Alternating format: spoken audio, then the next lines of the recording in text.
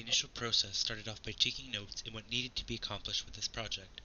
This involved notes accompanied with a group discussion on possible avenues to explore when looking at presenting the data, telling a story, and turning it into an infographic.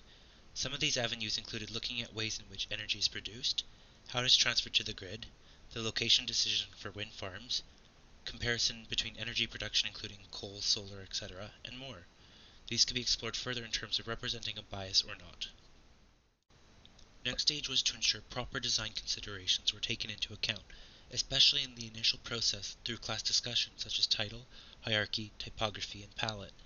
One other consideration that needed to be taken into account was citing sources and references for the materials to ensure their accuracy and reliability. Once the initial stages were complete, it was time to decide my design challenge. I chose to take an unbiased approach to comparing facts and numbers on wind energy produced provincially versus nationally. From there I began my research using various websites, both provided in class and outside.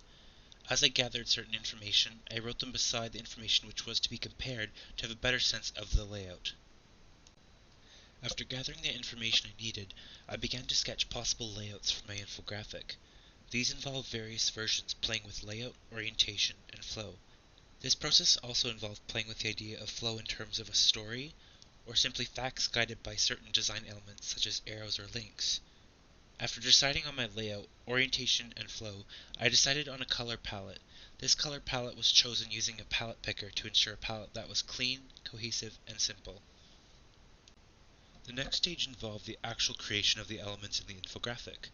I started with the illustrated background elements to be included in the top section of the infographic, such as the windmill. Next, one aspect that I considered was drawing reference to the wind farm we visited and iconography for Alberta, so naturally I chose a mountain range. After completing the top elements, I moved to the lower elements which represented the actual information and data.